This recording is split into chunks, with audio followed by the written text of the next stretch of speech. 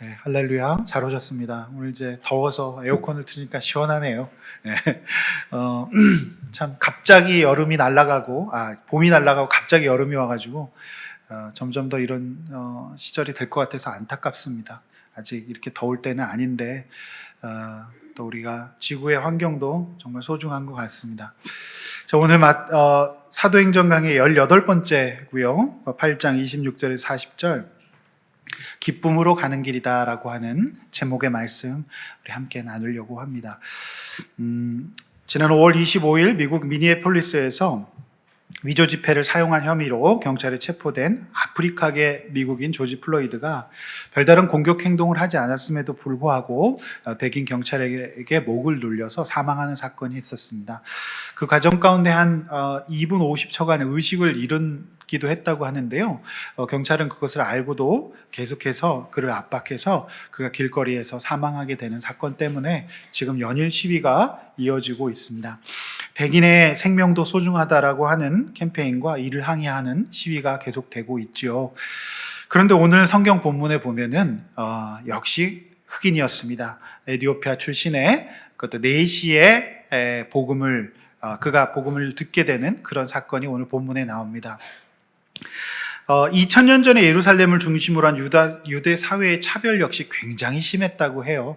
특별히 율법에서는 이렇게 이런 그 이방인들 근처에도 올 수 없었고 또 성전 예배도 드릴 수 없는 그런 차별, 지금의 차별과 비교도 되지 않는 엄청난 차별을 겪고 있던 시대였다고 하는 거죠. 저는 오늘 에티오피아 내시의 이 세례와 구원받는 이 본문을 보면서 이제 플로이드 사건도 생각이 났습니다. 오늘 이 본문을 통해서 저와 여러분들 기쁨으로 가는 길이라고 하는 제목을 함께 말씀 나누고자 하는데, 이 본문이 주는 교훈을 저와 여러분이 함께 받아 누리기를 원합니다. 오늘 본문의 첫 번째 주제입니다. 빌립의 길을 인도하시는 성령님. 성령님께서 저와 여러분의 길을 인도하신다라고 하는 것이죠. 우리 26절과 27절 말씀 우리 다시 한번 정독하도록 하겠습니다. 시작. 주의 사자가 빌립에게 말하여 이르되 일어나서 남쪽으로 향하여 예루살렘에서 가사로 내려가는 길까지 가라 하니 그 길은 광야라. 일어나 가서 보니 에티오피아 사람 곧 에티오피아 여왕 간닥의 모든 국고를 맡은 관리인 내시가 예배하러 예루살렘에 왔다가. 아멘. 자, 주의 사자가 하나님 부르시는 이제 천사죠. 이들이 빌립에게 이렇게 말합니다. 남쪽 가사로 가라. 이 가사는 지금의 이제 가자 지구라고 알려져 있죠. 분쟁 지역이죠. 지중해 연안 쪽에 붙어 있는 이제 가자 지구의 그 가사라고 하는 지금의 가자 지구는 이제 그 이스라엘 이 지경을 벗어나서 이제 남쪽 이제 그 아프리카로 가는 길목입니다. 그래서 여기서 여정을 꾸리고 준비해가지고 먼 길을 떠나는 거죠. 그러니까 그곳에 누가 있었냐? 오늘 본문에 에티오피아 사람 이 내시가 있었다라고 하는 거죠. 그런데 남쪽으로 향하여 예루살렘에서 가사로 가는 길은 지금 이 빌립이 있는 곳은 어디죠? 지금 사마리아 아닙니까? 그러니까 한 100km 정도 떨어진, 그러니까 더 미리 출발해야 되는 그런 거리였습니다. 위쪽에 지금 빌립은 있고 예루살렘은 가운데 있거든요. 이곳에서 지금 이 내시는 출발했고 여기에 이르렀고 미리서부터 이제 빌립이 그 길을 가게 된 것이죠. 빌립의 마음을 생각해 봅니다. 가본 길이 아니었고요. 낯선 그 길은 26절 하반절에 광야라고 나와 있습니다. 가고 싶어 가는 길이 아니죠. 이방 땅이고 처음 가는 길이에요. 광야예요. 여러분 같으면 가고 싶으시겠습니까? 여러분 이 길을 어떻게 갈 수 있을까요? 참 빌립은 대단하다는 생각을 제가 또 하게 됩니다. 자, 그 길을 가서 보니 27절에 나와 있듯이 떡하니 에티오피아 사람 곧 에티오피아 여왕 간닥의 모든 국고를 맡은 관리인 내시라고 되어 있습니다. 자, 그는 흑인이었어요. 자, 그렇게 어렵게 처음 간 그 길에서 만난 사람이 흑인이었어요. 그리고 그는 내시였어요. 여러분, 이 내시가 그 당시에 우리나라도 그렇지만은 이 여왕을 보좌하는 사람들은 이제 남자인데 이제 거세해가지고 이렇게 내시로 이제 살아가는 것이죠. 근데 이런 사람들은 구약의 율법에는 예루살렘에 와도 예배할 수가 없어요. 그러니까 몸을 상했기 때문에, 그리고 이방인이었기 때문에 예배를 드릴 수가 없는 거죠. 네. 그래서 예루살렘에 왔다가 그냥 돌아갔다고 28절 보니까 그렇게 나와 있죠. 그는 예배 드릴 수 없었어요. 네. 그 사람이 어떤 사람인가에 대해서 27절에 좀 비교적 소상하게 나와 있는데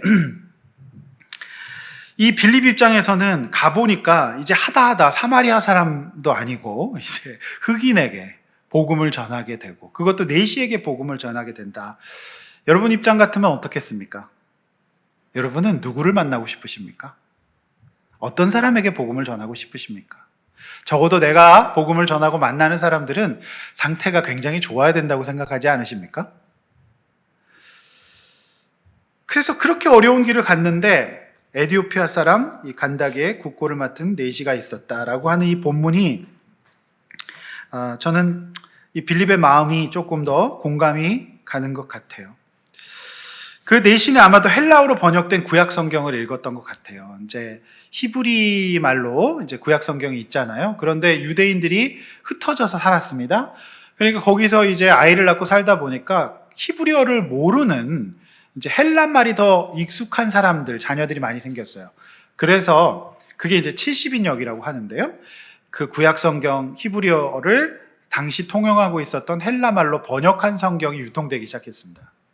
그래서 흩어져 있는, 그러니까 모국어를 알지 모르는 이제 유대인들이 그 말씀을 읽었고, 이제 흩어져서 이제 이 성경책이 이제 나가니까 그 중에 이 에디오피아 사람, 이 내시가 그 말씀을 읽었던 모양이죠. 그러니까 이 진리가 참 오묘하고 깊어 보여서 배우고 싶은데, 이것의 이제 본산이 예루살렘이라고 하니까 그곳까지 먼 여행을 떠나온 것이죠. 그런데 예배를 드리기는커녕 율법에서 금하고 있는 무시당하는 사람이었기 때문에 성전 뜰도 밟지 못하고 이제 그냥 먼 발치에 성전 구경만 하고 돌아가는 길이었습니다. 저는 오늘 이 본문을 이제 빌립의 입장과 이 내시의 입장, 또 하나님의 마음, 이게 세 가지 측면에서 함께 이제 조명해 보고자 하는데요. 먼저 저는 이제 빌립의 마음을 한번 좀 우리가 묵상해야 될 것 같아요. 여러분, 빌립은 어떻게 그가 이렇게 하나님의 인도를 잘 받을 수 있었을까라는 생각을 하게 되죠.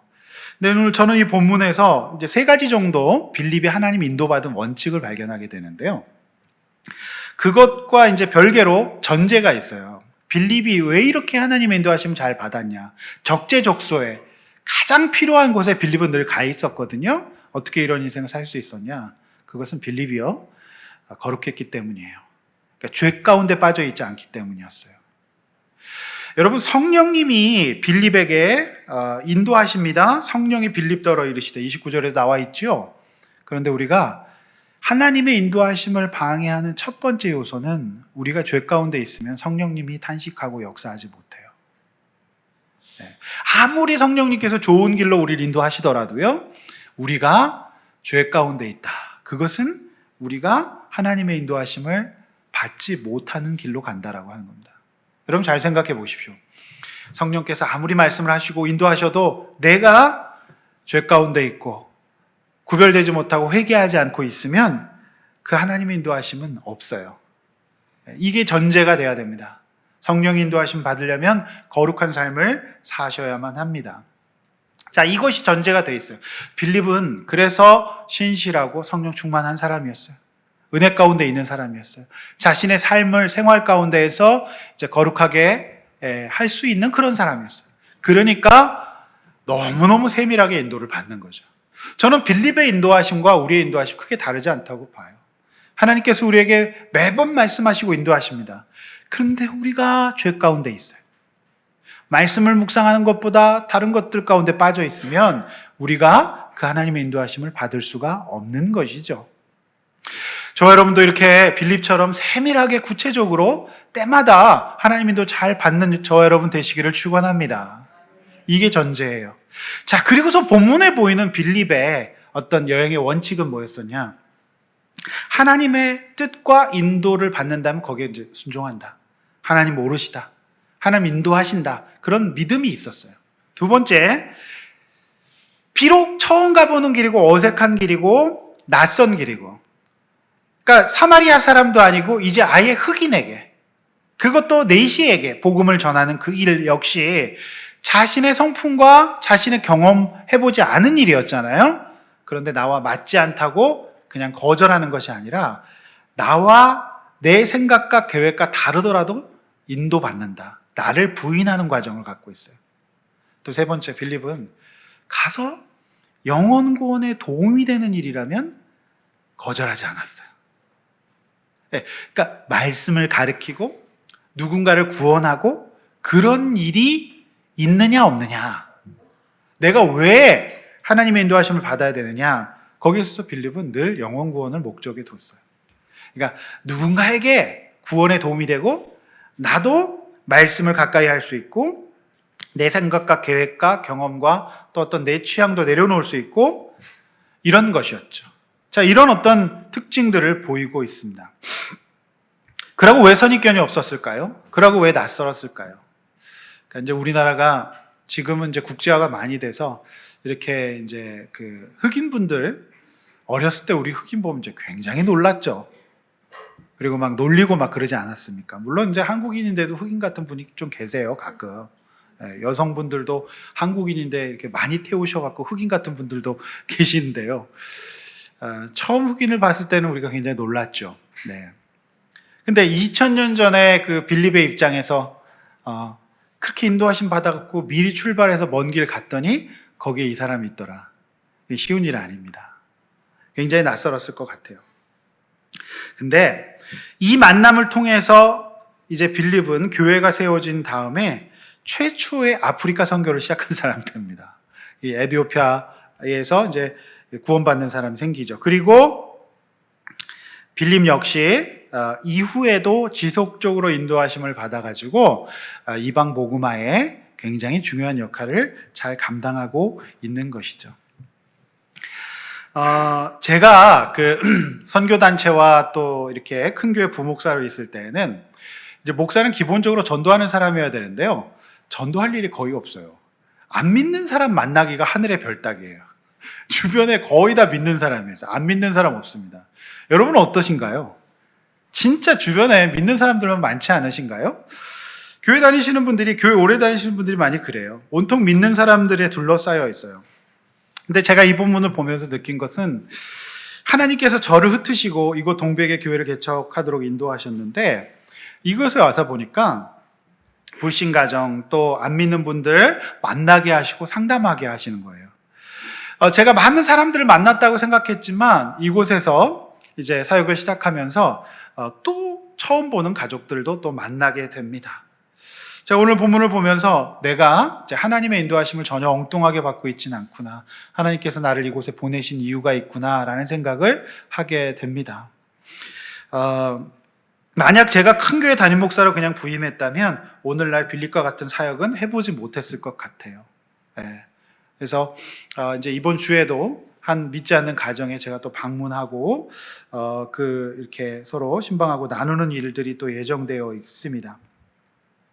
성령께서 이들을 어떻게 도와야 될지에 대해서 말씀하시고 인도하시는 것 같아서 감사한 생각이 드네요. 물론 이제 저도 제가 정신 차리지 못하면, 여러분 제가 그 C.S. 루이스가 이런 말을 했어요. 우리가 하나님께 시선을 집중할 때만 그리스도인이라고요. 굉장히 충격적인 말 아닌가요? 전혀 충격이 안 되시나요? 저는 덜컥 내려앉더라고요. 우리가 하나님께 시선을 집중할 때만 그리스도인이래요. 그러니까 제가 이렇게 교회를 개척하고 이제 불신 영혼들을 섬기면서 시간을 보내고, 이제 에티오피아 내시 같은 분이 우리 교회는 안 계시지만은 이제 뭐 그런 사역들, 그러니까 사람들 생각하기에는 뭔가 좀 대단한 일이 있고 거기서 몇천 명이 동시에 회개하고 막 역사가 일어나고 그런 것들을 원하잖아요. 그때 가봤더니 흑인에 내시에 그렇게 기뻐하지는 않았을 수도 있을 것 같아요, 빌립은. 근데 그 사역을 신실하게 잘 감당하네요. 제가 이 C.S. 루이스의 말을 보면서 굉장히 회개됐어요. 목사인데도요, 제가 하나님께 집중하지 않으면 그리스도인이 아닐 수도 있어요. 전혀 그리스도인답게 살지 않을 수도 있다는 거예요. 오늘 빌립은 늘 하나님께 마음을 집중하고 있습니다. 그래서 빌립은 그리스도인이었어요. 그리고 그 삶 가운데는 영광과 기쁨이 있는 것입니다. 여러분, 제가 늘 그리스도 하나님께 시선을 집중할 수 있도록, 그런 목사 될 수 있도록 기도해 주시길 바랍니다.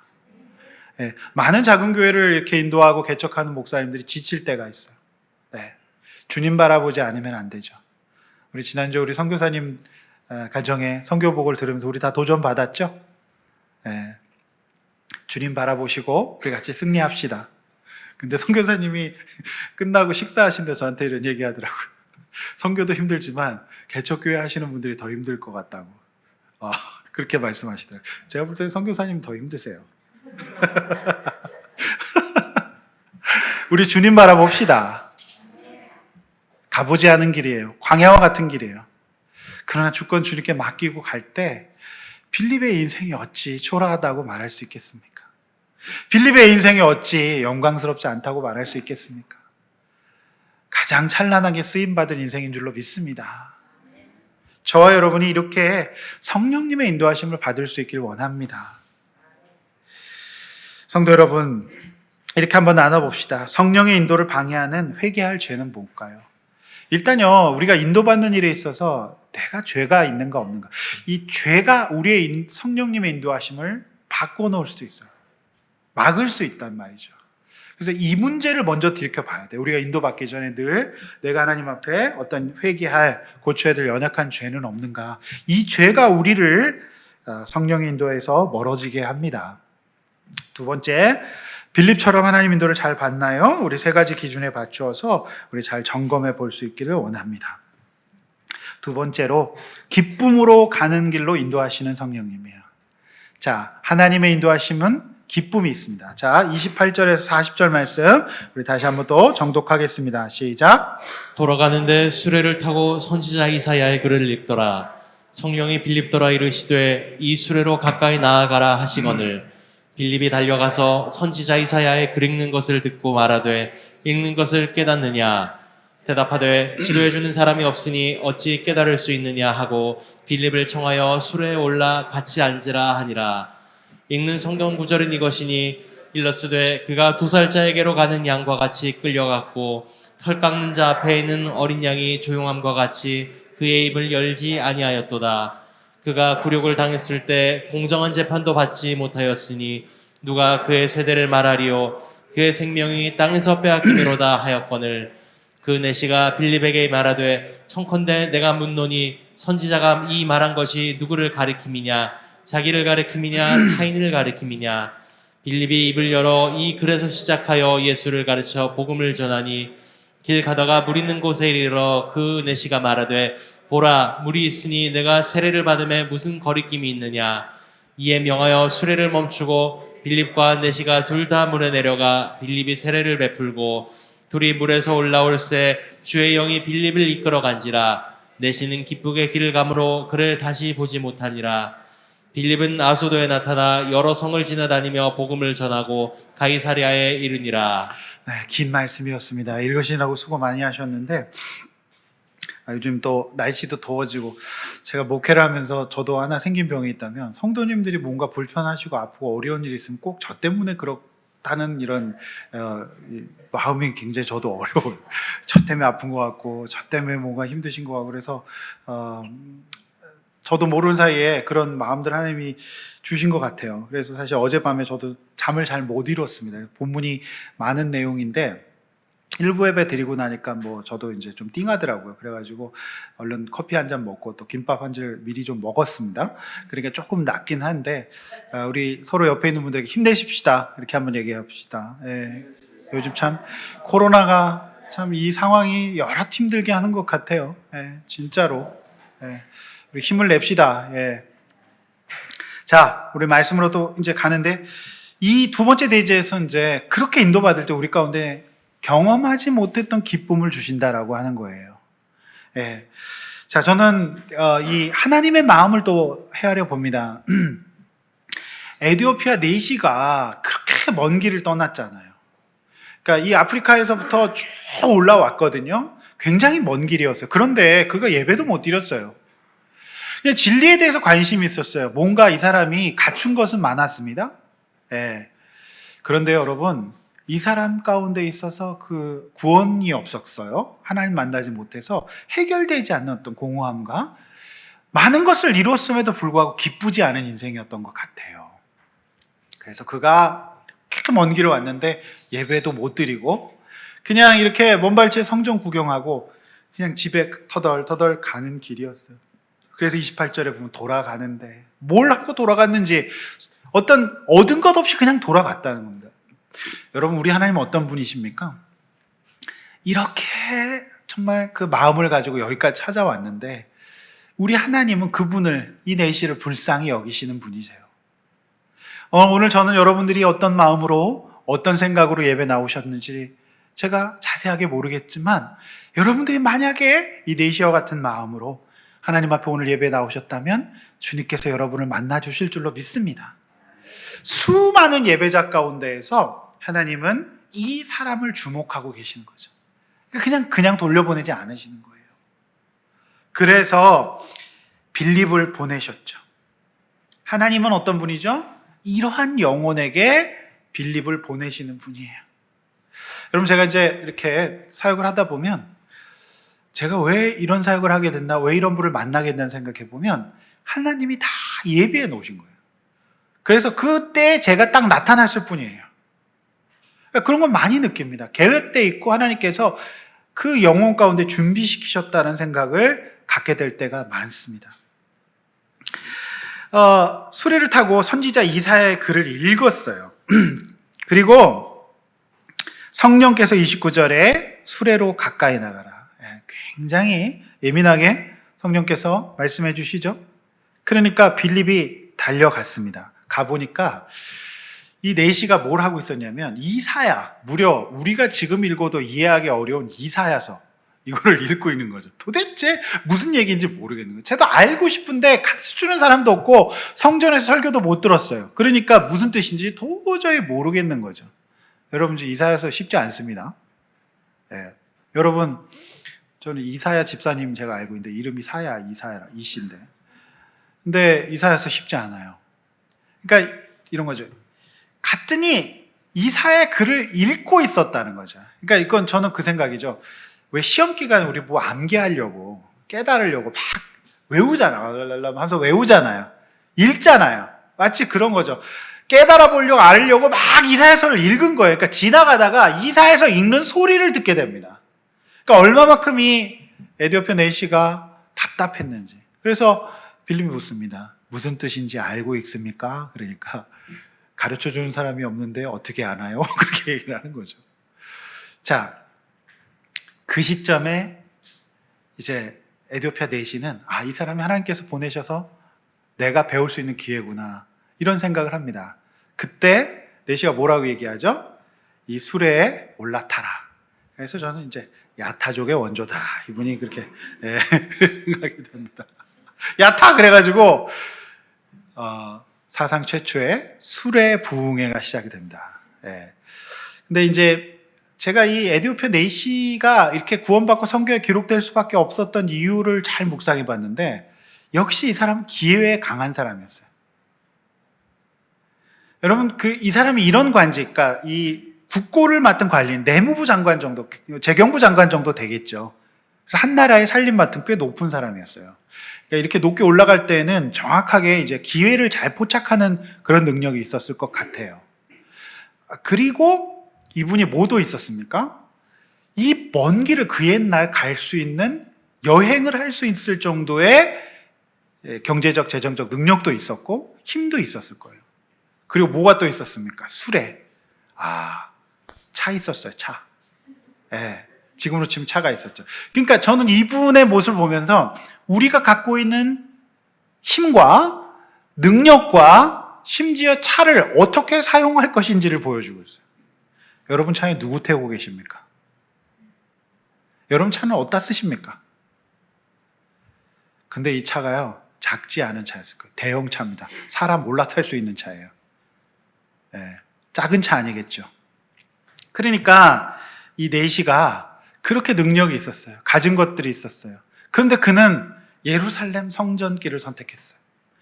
그리고 그가 갖고 있는 차에 그의 영적 선생님을 태운다라고 하는 것입니다. 여러분의 인생에 누구를 태우고 계십니까? 여러분에게 어떤 영적 기회들을 여러분 소중히 여기고 계십니까? 그럼 정말 소중한 거예요.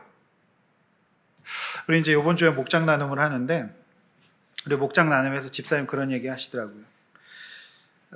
어렸을 때 부모님의 칭찬과 인정보다는 비교와 과도한 책임감을 주셔서 열등감이 많으셨는데, 그냥 동네 엄마들하고 어울려도 그냥 동네 엄마들이 나한테 뭐라 그러는 거 아니에요? 그냥 내가 열등감 느껴서 힘들대요.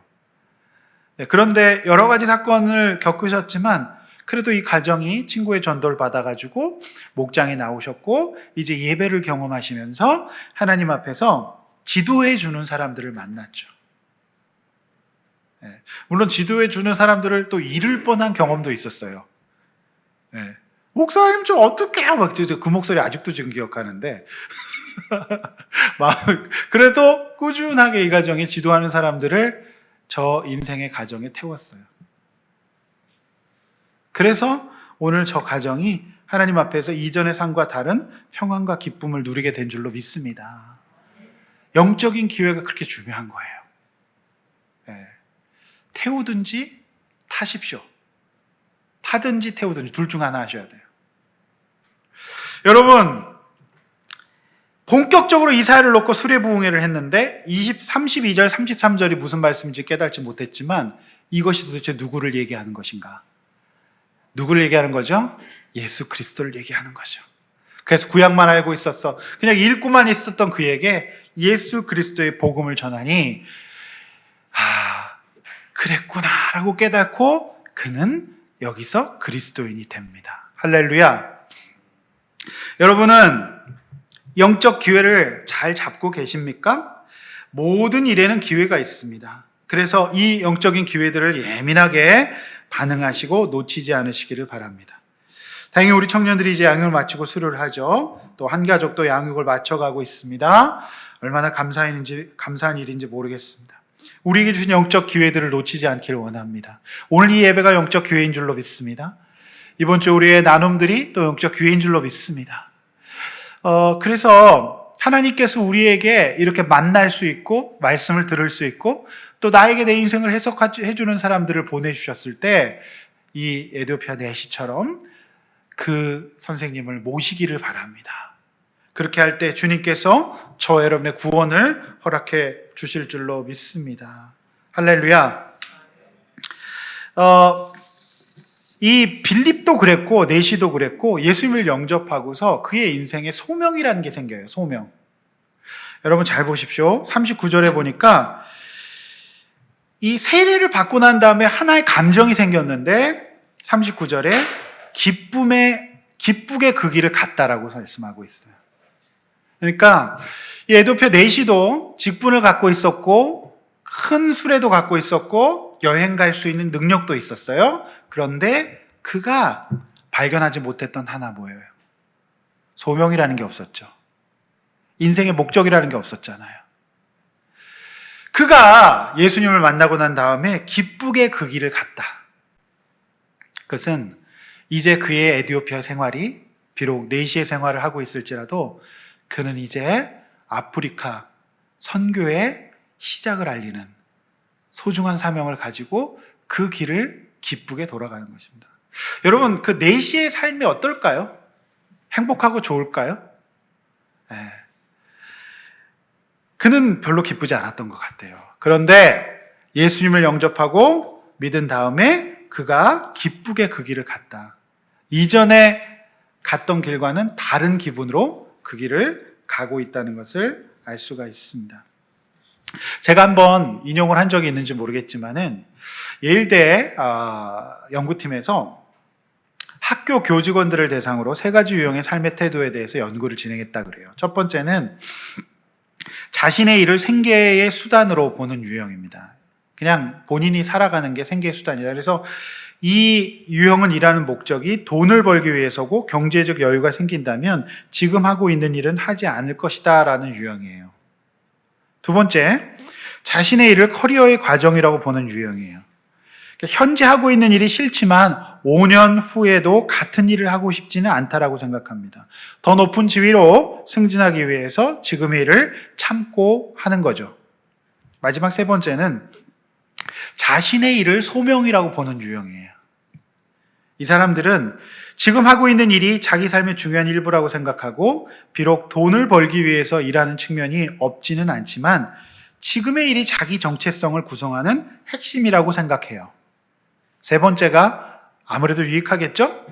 연구 결과는 이렇습니다. 자신을 세 번째 유형과 유사하다고 답할수록 삶의 만족도가 높을 뿐만 아니라 회사를 결근하는 날도 적었다고 해요. 자신의 일을 소명이라고 보는 사람들이 행복할 뿐 아니라 직장에서 성실하다는 점을 보여줍니다. 이 연구 결과를 통해 좋은 삶이란 좋은 일을 하며 사는 삶을 말합니다. 여기서 좋은 일이란 높은 연봉, 좋은 복지, 승진의 기회 등이 보장된 직업만을 의미하지는 않아요. 좋은 일이란 직업의 종류와 상관없이 잘 들으십시오.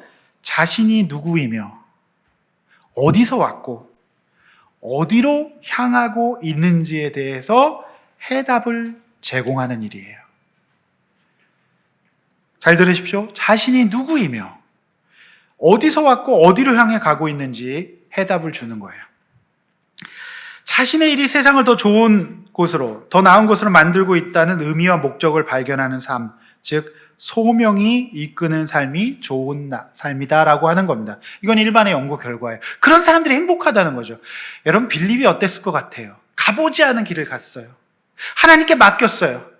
그리고 광야의 길로 갔지만 저는 빌립이 가장 행복했을 것이라고 믿습니다. 굉장히 행복하게 살았을 것 같아요. 그는 자신이 누구이고 어디서 왔고 어디로 향해 가는지를 알고 있었어요. 할렐루야. 그래서 우리 선교사님 이번 주 저희 목장도 하는데 주업과 부업. 여러분, 빌립은요 먹고 사는 게 주업이 아니었어요. 무엇이었죠? 하나님의 나라를 확장하고 주님께 쓰임 받는 것이 주업이었어요. 그런데 빌립이 굶었다는 기록이 성경에 없어요. 빌립이 아마도 포동포동 살이 좀 찌지 않았을까요? 예? 빌립이 굶어 죽지 않았어요. 할렐루야. 잊지 마십시오. 여러분은 누구이며 어디서 왔고 어디를 향해 가는 사람입니까? 그거를 발견하지 못하면 어떠한 지위를 갖고 있고 아무리 큰 수레를 갖고 있어도 잠깐 좋을 뿐이지 행복하진 않아요. 여러분, 잘 생각해 보십시오. 여러분의 수레가 여러분을 구원합니까? 근데 이 세상에는 수레 중독자들 굉장히 많아요. 제가 아는 어떤 집사님은 때마다 계속해서 차를 스포츠카로 바꾸는 집사님 제가 알고 있습니다. 수레 중독자. 기쁘지만 잠깐이에요. 성도 여러분, 저는 오늘 이 빌립의 전도를 받은 이 에디오피아 네시의 삶이 보여주는 것이 바로 그것이라고 생각해요. 그는 많은 것을 갖고 있었어요. 큰 수레도 있었고 관직도 있었어요. 평생 먹고 살 수 있었습니다. 먼 길 올 수 있는 능력도 있었지만 그는 자신이 누구이고 어디서 왔고 어디로 향해 가는지에 대한 소명감이 없었기 때문에 기쁘지 않았지만 이제 그걸 발견하고 기쁨을 누리게 됩니다.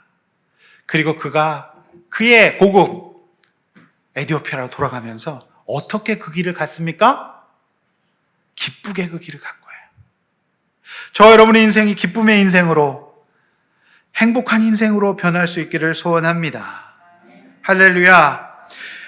그가 돌아간 에디오피아는 복음을 전할 영혼 구원의 텃밭이 되어 네시에게 이전과 다른 행복의 나라가 될 것입니다.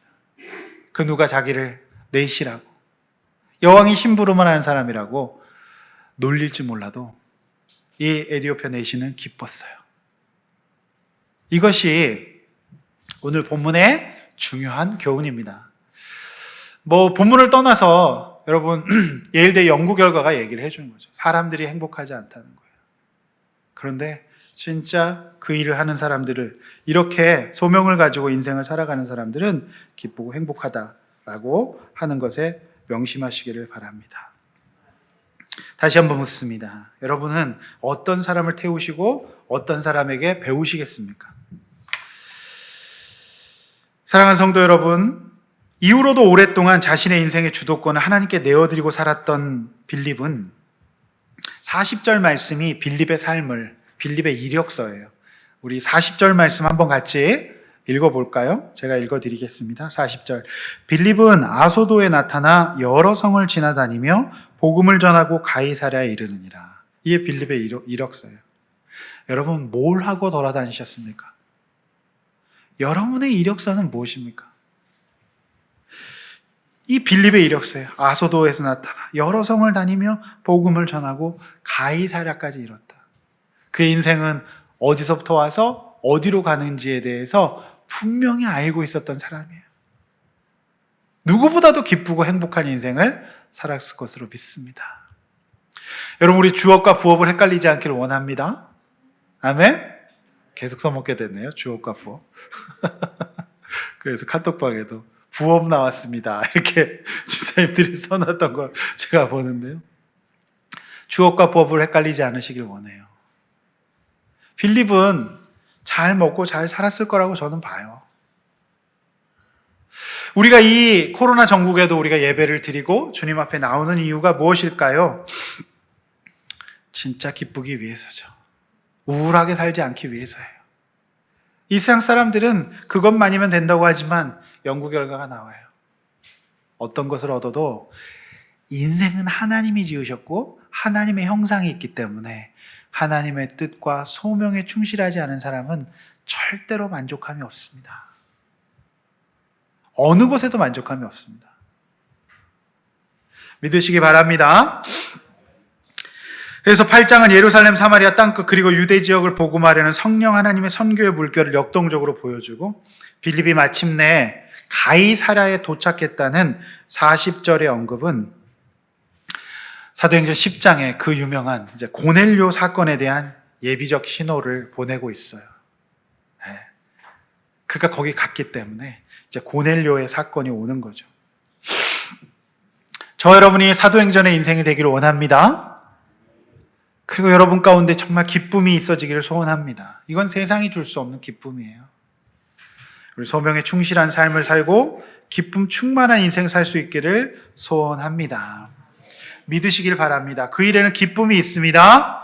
명심하십시오. 기쁨의 길은 언제나 내 뜻과는 다른 광야의 길이에요. 내 자신을 부인하고 복음을 전하는 길이 기쁨의 길입니다. 우리 그 길을 갈 수 있길 원합니다. 이렇게 한번 나눠보시죠. 내 인생의 기쁨은 무엇인가요? 사람 살리는 기쁨을 경험해 보셨나요? 이것이 여러분 진짜 기쁨인가요? 또 내 시처럼 하나님이 주신 영적 기회를 잘 잡고 있습니까? 나에게 주신 수레와 나에게 주신 물질과 나에게 주신 시간을 그렇게 잘 사용하고 있습니까? 우리 그렇게 인생 살아갈 수 있기를 원합니다. 이제 말씀 맺습니다. 하나님은 빌립의 길을 인도하셨습니다. 그리고 빌립은 하나님의 인도에 매우 정직하고 예민하게 잘 반응했어요. 결과는 놀라웠습니다. 예루살렘의 사도가 아닌 빌립으로 인해서 아프리카 선교가 시작되리라고는 아무도 예상하지 못했습니다. 하나님의 인도를 받고 또 다른 누군가에게 복음을 전하고 자신의 삶의 터전에서 그렇게 살아갈 때 저 여러분 인생 속에 기쁨이 허락될 줄로 믿습니다. 이전에 경험하지 못했던 행복을 주님께서 주실 줄로 믿습니다. 우리 목장에서 집사님이 지금 너무 행복하고 너무 기쁘다고, 이전에 내가 어떻게 살았는지 몰랐다고 그렇게 고백하는 것을 들었어요. 우리 집사님 그 인생 쭉 사시길 바랍니다. 아멘? 네, 이제 소명이 있는 삶을 잘 사시기를 바랍니다. 우리 모두가 빌립과 같은 인생 살 수 있기를 주의 이름으로 축원합니다. 우리 찬양하고 기도하시겠습니다.